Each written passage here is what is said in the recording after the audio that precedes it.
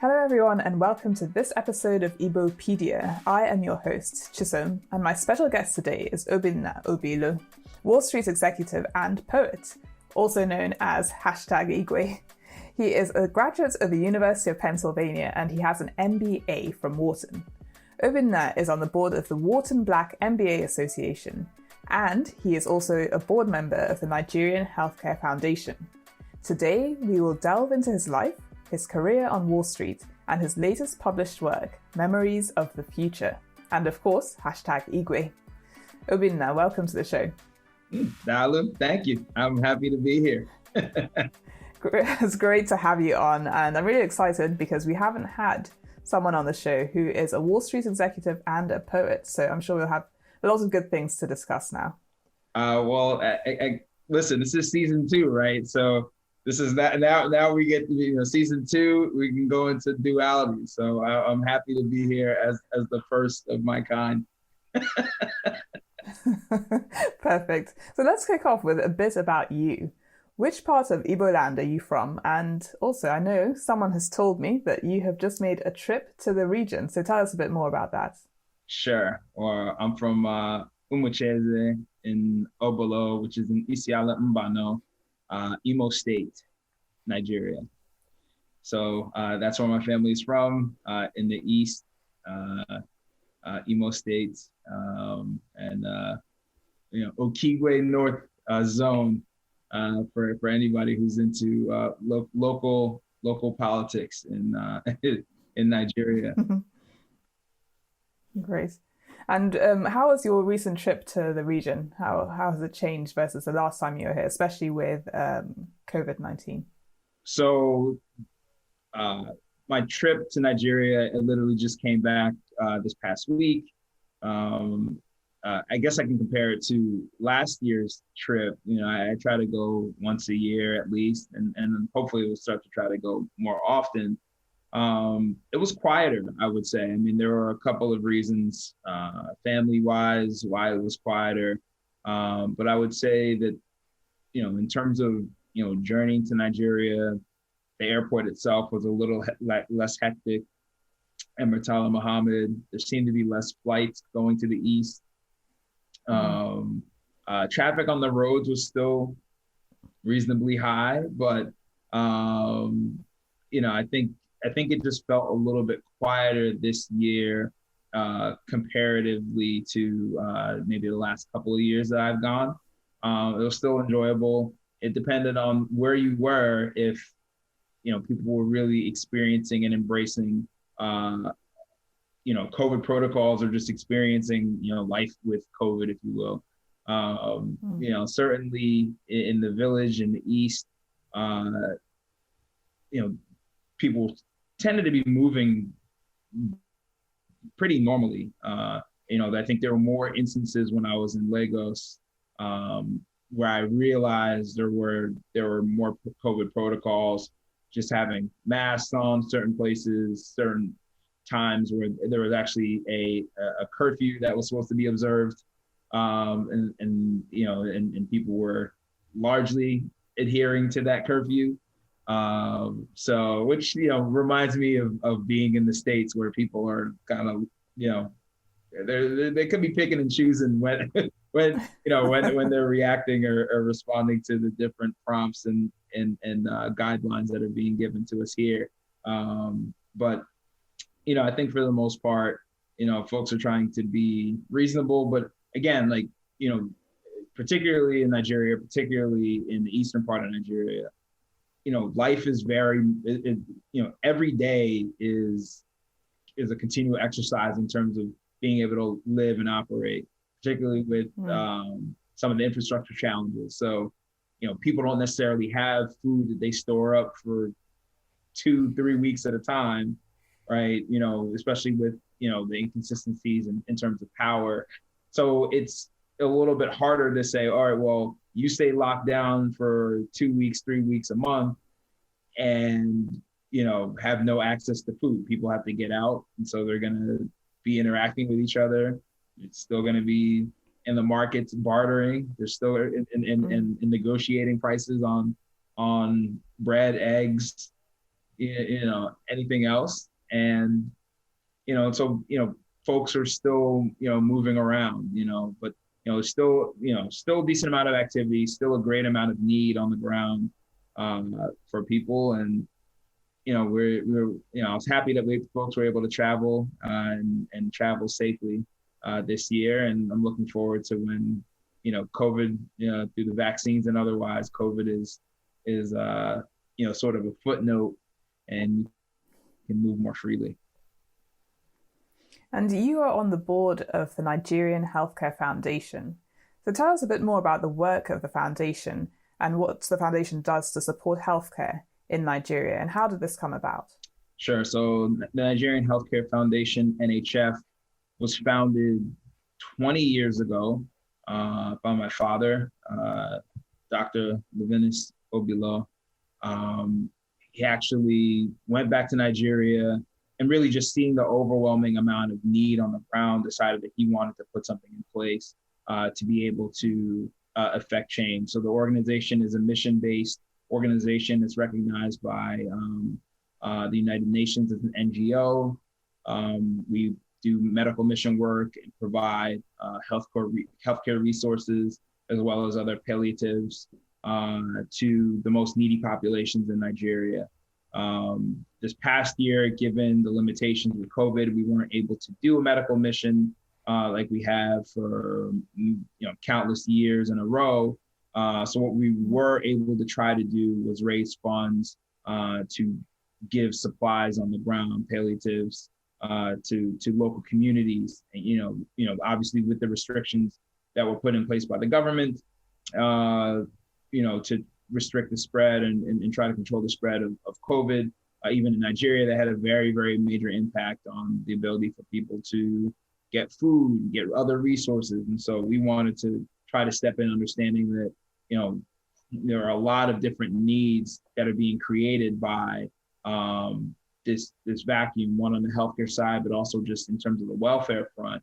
And so we were able, even this past Christmas season, to provide food for 10 different local communities, to try and continue to make our presence felt and be engaged with the folks that we are supporting, while we're not able to do a medical mission. But I will say that, even having the chance to go to Nigeria this past Christmas season, we were hearing a lot of stories about people who were suffering and a number of people who passed away this year. Now, not to say that, we would have been able to save all of them or many of them, but, that was unfortunately something that we were realizing is, just all of the downstream externalities that are happening. Some of them are directly related to COVID, but some of them are just, as you're restricting and impacting people's lives, they're not able to, get the resources they need to function.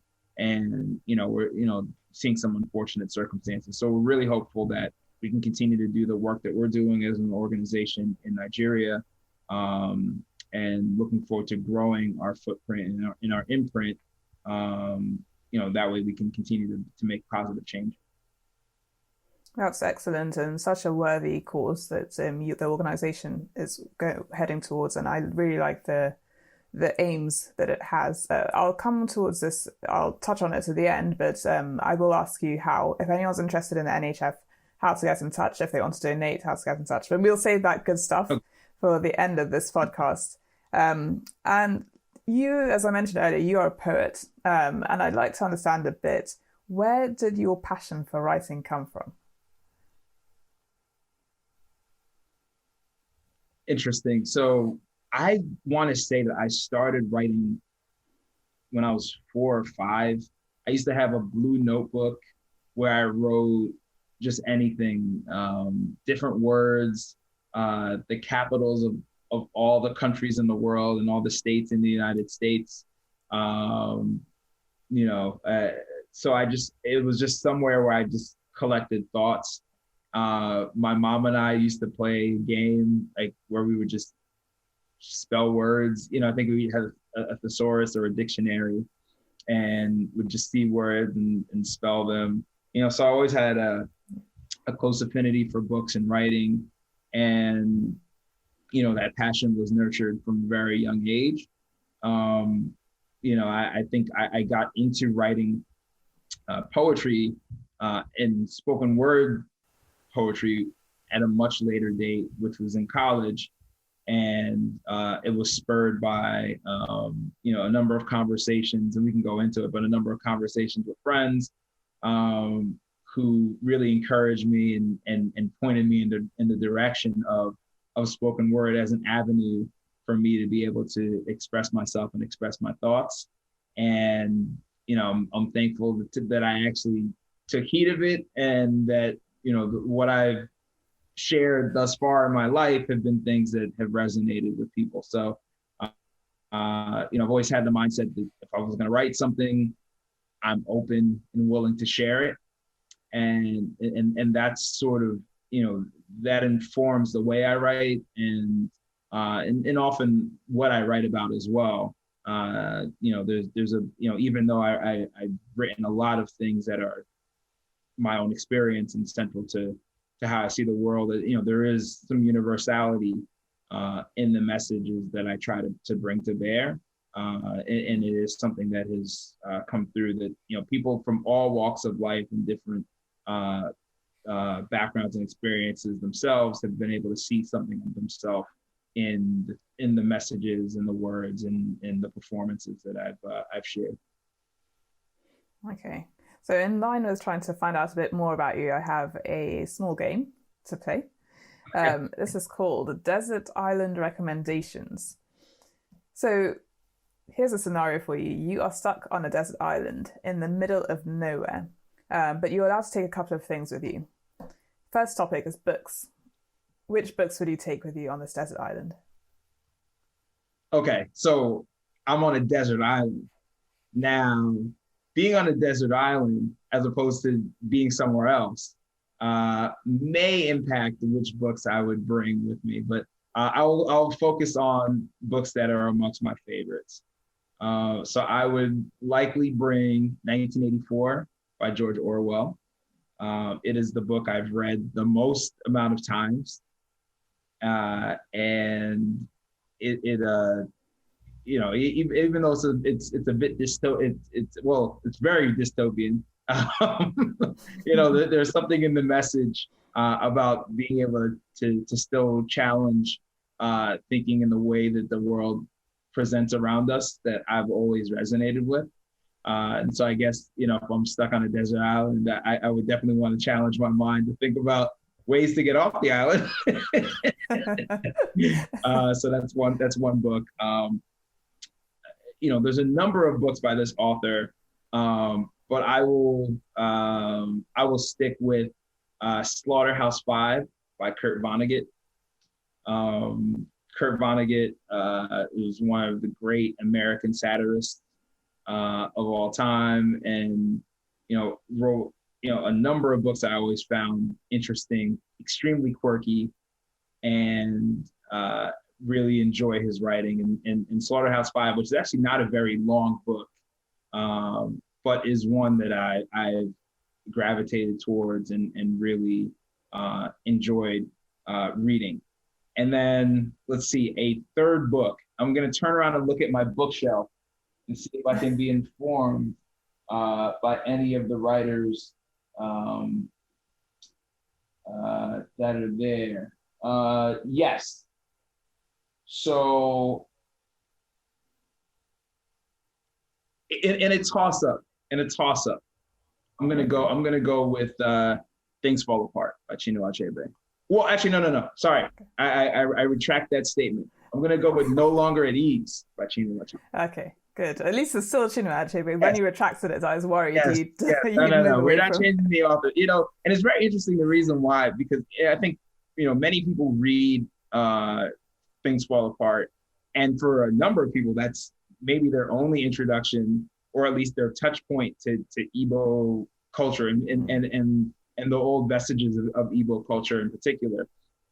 I think that No Longer at Ease actually is a more clear bridge to the writing, the modern writing styles and modern experiences that you see represented by authors like Chimamanda, Adichie. Like her writing is sort of the modern take, and especially with the introduction and more focus on women, but the more modern take on that, that tension and that duality of now presenting as, the educated Igbo person, or the educated Nigerian, or the educated African, right? Yeah. That's been influenced by European culture in a very specific way, and having to sort of navigate, different worlds and different experiences.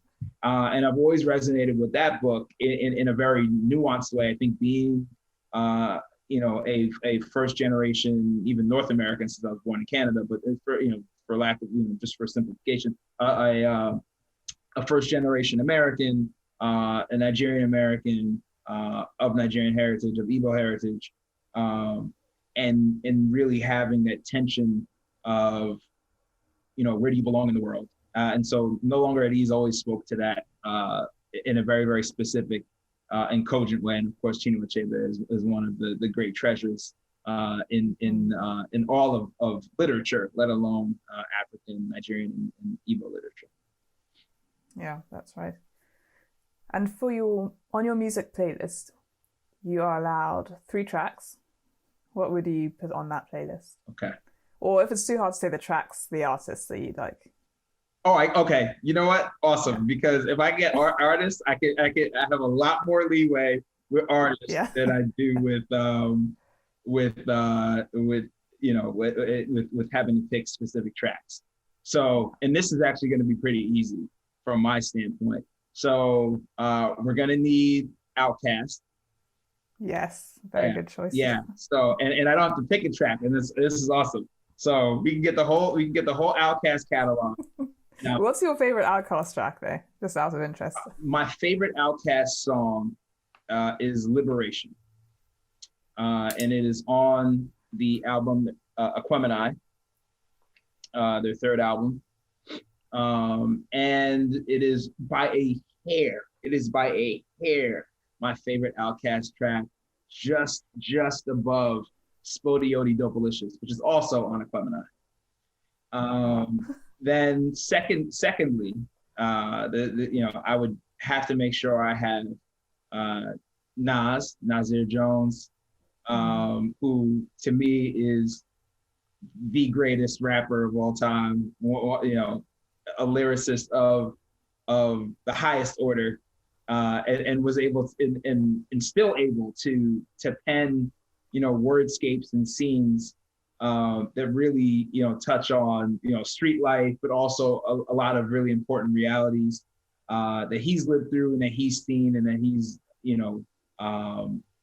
been able to share with his audiences from a very young age, and is still putting out, great work. So that's another artist that I would love to have in my playlist.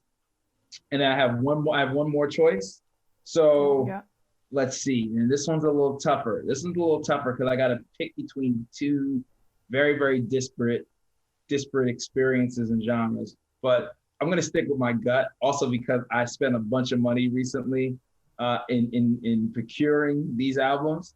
There are actually vinyl records that have not shown up yet. That's another matter. Sade.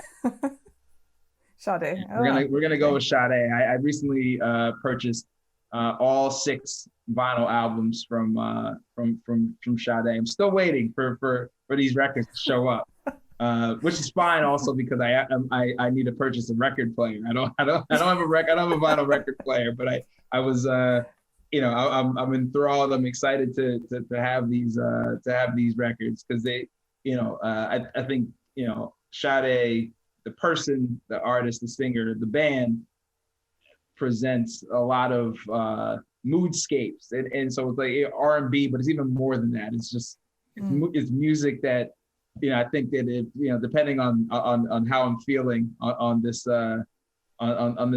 desert island, I would like to have songs from Sade to help me get by on especially those tough days on the island. Great. I like that combination, a trio of Outcast, Naz, and Shade. Great choices. So let's move on to talk about hashtag Igwe, poetry and memories of the future. So what is hashtag Igwe, and how did you come up with this handle? So hashtag Igwe, very simply, is it's very simply that I like to use a lot of hashtags, and I'm trying to think of who is the first person to just mention something or just start calling me Igwe, or if it was just something I just adopted. But I was just like, hey, I like to use hashtags. So I used to hashtag a lot of things on Instagram, and I use a bunch of hashtags, and then I would just add the last hashtag Igwe. Like I'm the Igwe, I'm the king the prince, the king who uses hashtags, and it germinated from there. And so when I decided to create an LLC for my poetry and for my writing and speaking engagements, it just felt like that was a great name to utilize. And it also helps that nobody else was utilizing it. Perhaps they understood that it was something that was uniquely mine, but there can only be one hashtag Igwe. It can only be one, and I'm thankful that I am that person. Great. And during this pandemic and the lockdown, you started a hashtag called Corona Chronicles. So how did that come about? So I'm trying to remember. It was March 14th, March 13th. There was a day they called us into the office, or we were in the office. They called us into a meeting room and said, just given the growing concerns around COVID, we're going to ask people to start working from home. And I live in New Jersey. I live in Jersey City, and I was commuting into the city. Anybody who knows the commuting, particularly in the Northeast corridor into New York, there's a lot of different people that come into the city and traffic through the city day to day. Rich, poor, indifferent. Many people are riding the train. It is the most efficient way to move around. And as a result, you just have many, many touch points with many people that you do not know at all. And a virus like COVID, that we were getting to know and really still getting to know, it just created a lot of uncertainty. And so, from that very first day, I just started writing down some thoughts and sharing them on social media. And I think it was more of an involuntary thing on my part to begin with. I just said, I'm going to use a hashtag to track this. And so I just called it the Corona Chronicles. And I would, share messages on, not every day, but I would tag which day I was along the sort of home quarantine, isolation journey, and would, when I put the message out, it was part of the Corona Chronicles series. And it just sort of, it started as just, something I was doing. And then a number of people started reaching out to me and would say stuff like, hey, when's the next Corona Chronicles gonna come out? Or, I really like what you're doing. I'm really interested in hearing and seeing more. I'd love to support this. And it was just something I was, again, just doing because I felt I had a comfort level in it. And then, over time, it actually grew into something where I was like, okay, well, I should really think about what is it that I can do with this series. Is this, what do I have here? And, given some prior writing and information I had, I was able to put this all together. And, it invariably shaped itself into, the book that I put out and published in September of last year. Yes, and that book is Memories of the Future, which I think is just a fantastic name. I love it. What or who is your inspiration for this work? Me. And the reason why I say that is because it the this book, even when I first envisioned it, I actually first envisioned writing this book back in 2005 or six. My hope was always to make the book more personal, and in doing so, to tap into some truths that I felt were going to be were going to resonate more with people. And so I wanted to make sure that I tried to frame myself more in the writing. And, and for a number of reasons, I actually went away from writing the book. And then in the midst of this Corona Chronicles that I was doing, a lot of the writing I was doing at first and the things I was sharing were observational at first, and I think that's how we all felt about being in this pandemic COVID environment. We were just watching what's going on around us and just commenting on the things that were going around us. I think many people had the thought that, okay, this will pass very quickly. Our government or whomever is going to get a handle on this, and then we'll get to go back to life as it was. And then after some bit of time, I don't know, everybody, I'm sure it was different for them, whether it was some weeks or some months, you start to realize, okay, no, this is very different. And then, you're just in a state of trying to come to terms and understanding what's going on. And then, you try to find that way forward. How do I operate? What does a new world, what's this new environment going to look like if this thing is here forever? Or even still, even if it goes away, because now it is ingrained in our thought that something like this can happen. And then I think on top of it, you had the greater challenges that were presenting, that were particularly impacting Black people and communities of color in terms of healthcare disparities that were being seen in terms of outcomes related to COVID, disparities that were being seen in terms of employment, where Black and Brown people were losing their jobs at much higher rates, were already in jobs that were going to be more susceptible to being lost in an environment where we couldn't interact with each other as well, living in homes that were more cramped, and thus, creating environments where a virus like this could spread and impact people more and more negatively. And then you had, social and racial injustices that were happening at the same time. Obviously the flashpoint of the murder of George Floyd, Breonna Taylor, and a litany of other things that were happening. I think everybody was at home realizing that we're in a place of reckoning. So we need to, not only do we need to understand a new reality as it relates to COVID, but I think people are understanding we need a new reality as it relates to how we navigate and appreciate each other in this world. And so I started invoking a lot of that through my own prism in the writing. And one of the things, and this is something one of my cousins had mentioned when I put together the manuscript initially, was that I touched on a number of things that in his mind actually aligned quite a bit with some writing that I had done 12, 13, 14, 15, 16 years ago that I wanted to incorporate in my next published work. And so it was very interesting that even though, the book that I put out is specifically grounded in the moment of a pandemic, global pandemic, and you can tell because there are specific references to us being in this state,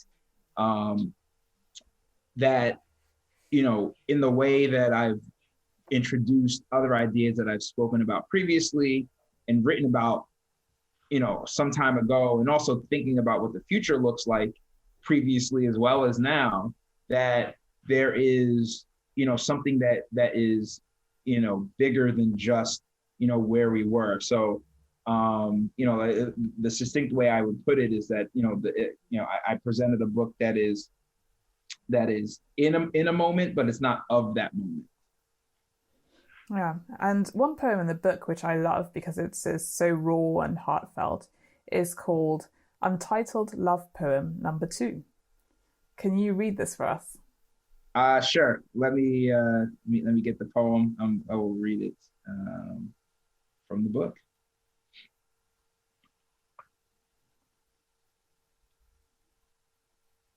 Once, you asked me to write you poetry, blind to the fact that ever since we've met, I've been searching for the words to feel my way through the labyrinth I called us. So I started to pen words for you that would sink like infants at the crack of life. Figured that if my tenor and diction scaled to the peak of Everest, carved your pain into my history like palm prints, that you couldn't help but be swayed by the willpower of my convictions. I even attempted to sketch you a bow that would reach into the vortex of your stares and pluck carnations from the brown tinted glint of your left iris, but I had to restrain myself.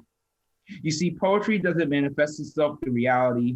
Poems are born through temptations and yearnings, green like nascent gardens, sprouting from ideas planted in heartbeats and nurtured with hope and conjecture. So today there will be no poetry for you. Instead, there is only the broken silence I kept buried in my throat for 8 years, along with the warped sound of your name etched into my retinas, and the look of courage I finally found to let the truth unravel from my tongue. Once there was a time when I would have stretched my possibilities for you like a parabola searching for heaven. A time when your footfalls could force my stomach to stutter step and pause like a lunar eclipse. Once there was a time your eyes shone like supernovae, and when you blinked, I burst into galaxies and scrambled to pick the sunspots from my visions like daydreams.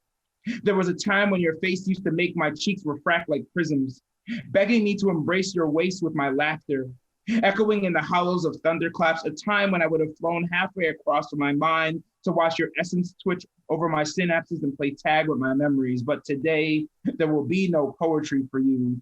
Today, I realize that a person can only lie to his conscience but so much.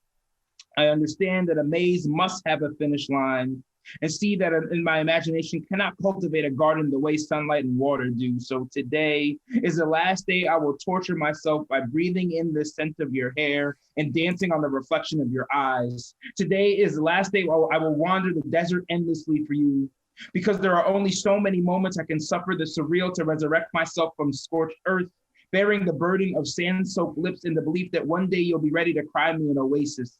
Today, I must revoke your involuntary overtures. I will no longer be fooled by your touch, and I am burning the last threads of the bridge between my soul and your kiss. Today, I offer you only a goodbye and my apologies, because today there will be no poetry for you. I don't think I could ever find the right words. Beautiful. Thank you so much for reading that. I really enjoyed that. When I read the poems myself, it's very different from having the author read it out loud. So thank you. I appreciate that. I'm happy to share that poem, and that actually, and again, just sort of some of the a little context, and that is in the book. That is a poem I've written. I did not write in this era, but there are so many things about that poem that I've always held onto, and so I think it still speaks to a moment that's just as prescient and just as urgent, even though it was written by me a while ago, and of course, from a different, different experiences, and influence, that writing, but it still represents something that I'm very, very proud of, and I'm so happy that you enjoyed that poem as well. Great. Let's switch gears and talk about Wall Street. So, in addition to your writing, as I mentioned earlier, you are currently a vice president at a major Wall Street bank. What is the greatest challenge you think that Black and minority individuals face as they try to enter this super competitive industry, but also as they try to progress and get promoted in this industry? Well, I think one of the challenges that we face is understanding how to navigate the culture of a large banking institution, how to understand that, hard work alone is not, often is not the differentiator. A lot of people are very driven, very purposeful in their work, engage. But I think what you need to do, and I think people are doing it more, but I think what needs to happen is people need to understand that you need advocates. That's one of the most critical things that I would say for any person at any stage in their career, is to understand who their advocates are, and to make sure that there's continual communication with and alignment with those advocates. People who are going to champion your career, and provide you honest feedback, opportunities where they see that you can grow, whether it's just in terms of your immediate role, another opportunity, other opportunities that can present themselves to say, hey, this is something you can add to your toolkit. This is another role that will give you more exposure to people who are senior, who are going to see your work ethic and see the value that you're bringing to the organization. And also to understand, I think one of the things that's important, and something I've experienced in my own career, is not just to look for advocates and to have them, but also to understand within, where you are in your career, where you are in whichever role you're in, if the advocacy happens to be waning, to be able to have a clear-eyed view that is something that can potentially negatively impact your progression and where you want to go, and also to make sure that you are then finding a way to realign yourself with people who are going to serve as your advocates for your career, or being able to make a transition before you have a negative event that sort of derails you, or people may try to label who you are and what your contributions are to their organization or any organization. I've been through, a lot of different experiences, where I just didn't necessarily have that voice or that clarity that I needed to have those advocates in place, and what to do when I didn't have them, to make sure that I was keeping myself in a position where I could be proactive and not reactive to the circumstances that were around me. And of course, when things are looking up, it's all, it can be fine for certain people to be somewhat complacent, but I think it's very important because, if and at those times where, banks are looking to, cut jobs or have negative events, it's going to be those people who have the advocates who would say, listen, times are tough in this particular business, but this person is really good. We want to put them in another spot so they can shine, they can help our business. Or, in the context of the business that we're in, we need to keep this person because they're a great contributor. And, I think sometimes it's just a numbers thing for us, because we don't have as many of us present in these spaces. There's just not as many, Black faces in roles and in leadership positions. Sometimes people are looking, they identify with some folks, maybe they look at them, maybe they can see their younger self in that person. Mm-hmm. And so maybe they're looking out for those people, more readily, right? And it's not to say that you need a Black advocate for you to advance in your career. I think you need to be very clear on who those advocates are that are going to support you, and just make sure that, again, that you keep them, you keep your alignment. And I think also there's a responsibility for Black folks who are in a position. And again, I said, it's not necessary that you need to have a Black advocate, but I think that it is very important for Black folks who are in these positions, who have some measure of equity within their firms, to try and help position and support those younger talents, Black folks, other folks of color, to help position them and help support them, because sometimes, again, it's almost never a question of, can somebody do the work, right? It's the question of, are they given the tools and the opportunity to reflect their skills? And I think if and where we have a chance to do that, that's why I think that's what I try to do is to try and give everybody support, but particularly I want to make sure that I'm advocating for people of color with the equity that I have, to help them navigate the walls of these institutions. A lot of times it's not really like rocket science, right? It's really just what is somebody going to say about you when you're not in the room, right? Yeah. And the more that they feel that that one, they're going to gain something by identifying you as top talent, or that they understand that they need to be supportive of your candidacy for whatever it is, for your continued development in a role, or for growth, or for a stretch opportunity, the more that they're going to be willing to do it, right? Because I'm sure many people have been in spaces where they thought they were going to get something, and then it goes another way, it goes to another candidate, or you invariably get feedback, oh, somebody just didn't advocate for you the way that you thought that they were going to, or that you expected, and you say, oh, I did all the work, I did all these things, and then you tend to realize that there are all these different things that people sometimes use to not speak to some of their own intrinsic biases, right? Where we talk about things like fit. It's a big thing in banking and in a lot of different roles for high achieving, high performing people, where people will say, oh, I like them, but I don't know if they're the best fit for this organization. Even just getting their foot in the door. For what does that really mean? Yeah. And I think one of the interesting things about this COVID environment has been that, in a way, that we've been able to get around some of the noise and nonsense, right? Because we've needed to be able to execute, and particularly execute away from each other.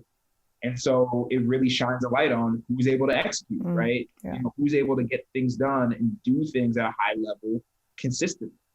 And I think, there's been less ability to kind of lean on those historical, kind of buzz terms and excuses to say, oh, basically what you're saying is I really just like this guy, or I like this girl, over somebody else. It's not the talent, it's not their contribution. Sometimes it's just, I'm willing to go to bat for them, right?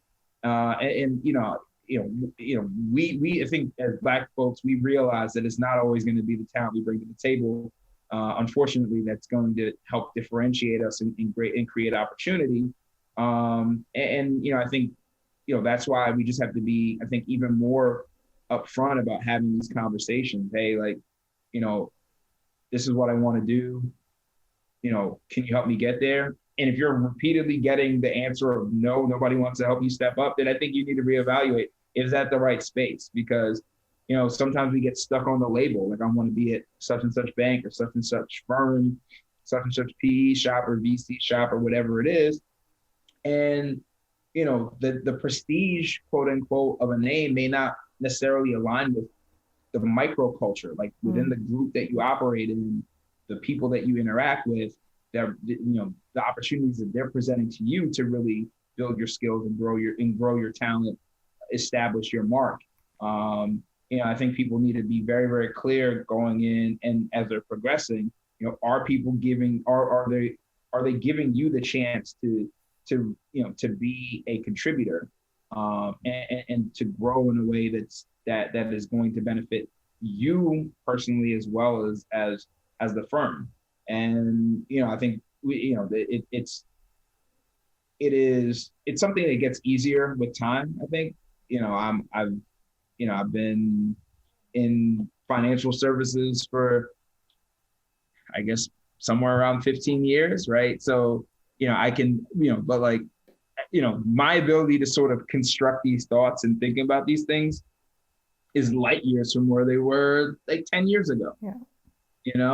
Some of it came with experiences and taking my lumps, and other of it is just over time and understanding that, what separates me from somebody else really isn't a lot, besides just that somebody held the door open for someone one time versus me. And again, like you keep doing the work, and you'll know that if when the talent's there and the energy's there, that people are going to take notice. And so that's why I think that where I have my agency on my end, that I want to be the best advocate that I can for the people who I know are going to present well, particularly folks of color, because we don't always get those shots. And so, I'm willing to use my capital, my equity to help support us.